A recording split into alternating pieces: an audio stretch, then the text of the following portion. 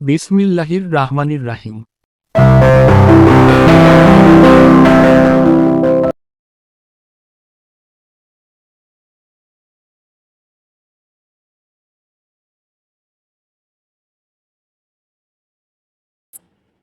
আসসালামু আলাইকুম। আমি ডাক্তার মোহাম্মদ রফিকুল ইসলাম রফিক, বিএইচএমএস, ঢাকা বিশ্ববিদ্যালয় এবং সরকারি হোমিওপ্যাথিক মেডিকেল কলেজ ও হাসপাতালের 25তম ব্যাচের শিক্ষার্থী। ডাক্তার রফিক চেম্বারে সুস্বাগতম। আজকের ভিডিওতে আমি আলোচনা করব সরকারি হোমিওপ্যাথিক মেডিকেল কলেজ ও হাসপাতাল সম্পর্কে।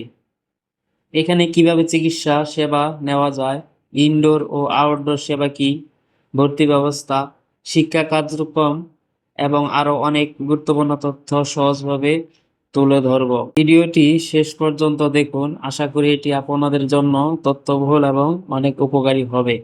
তাহলে চলুন আজকের বিষয়ে আমরা শুরু করি। বিস্তারিত দেখি সরকারি হোমিওপ্যাথিক মেডিকেল কলেজ ও হাসপাতাল সম্পর্কে আজকে আমরা বিস্তারিত শুরু করি। প্রথমে আমরা দেখব সরকারি হোমিওপ্যাথিক মেডিকেল কলেজ ও হাসপাতাল ঢাকা কেন গুরুত্বপূর্ণ, এর গুরুত্বপূর্ণ দিকগুলো কি। আমরা প্রথমে দেখতে পাচ্ছি বাংলাদেশের একমাত্র সরকারি হোমিওপ্যাথিক মেডিকেল কলেজ হাসপাতাল এটি। বাংলাদেশের মধ্যে একমাত্র অর্থাৎ একটি সরকারি হোমিওপ্যাথিক মেডিকেল কলেজ ও হাসপাতাল এটি। আর কোনো বাংলাদেশের সরকারি হোমিওপ্যাথিক মেডিকেল কলেজ ও হাসপাতাল নেই। সরকারিভাবে স্বীকৃত বিএইচএমএস অর্থাৎ bachelor of homeopathic medicine and surgery degree প্রদান করা হয়। শিক্ষা, গবেষণা ও হোমিওপ্যাথিক চিকিৎসা একসঙ্গে পরিচালিত হয়। সারা দেশ থেকে রোগী ও শিক্ষার্থী এখানে সেবা ও শিক্ষা গ্রহণ করে থাকে।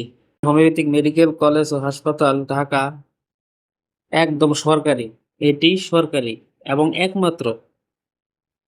এটি 1989 সালে প্রতিষ্ঠিত হয়ে কার্যক্রম শুরু করে।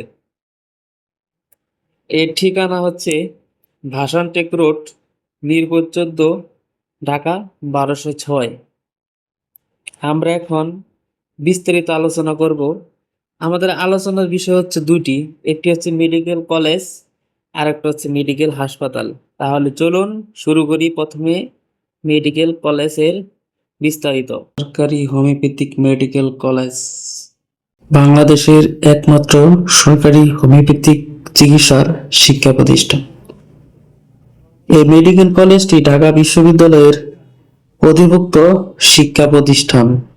শিক্ষা কার্যক্রম বিএইচএমএস অর্থাৎ bachelor of homeopathic medicine and surgery কোর্সটি 6 বছরের একটি স্নাতক ডিগ্রি, যা সরকারি হোমিওপ্যাথিক মেডিকেল কলেজ ও হাসপাতালে রয়েছে। এটি 5 বছর একাডেমিক পড়াশোনা ও 1 বছর ইন্টার্নশিপ। এতে হোমিওপ্যাথিক চিকিৎসা শাস্ত্র এবং আধুনিক মেডিকেল সায়েন্স এর সম্মিলিত পাঠ্যক্রম। ভর্তি, শিক্ষার্থী ভর্তি প্রতি বছরেই ভর্তি পরীক্ষা অনুষ্ঠিত হয়। সরকারি ভর্তি পরীক্ষার মাধ্যমে সরকারি নিয়ম অনুযায়ী প্রতি বছর ভর্তি পরীক্ষা হয়ে থাকে।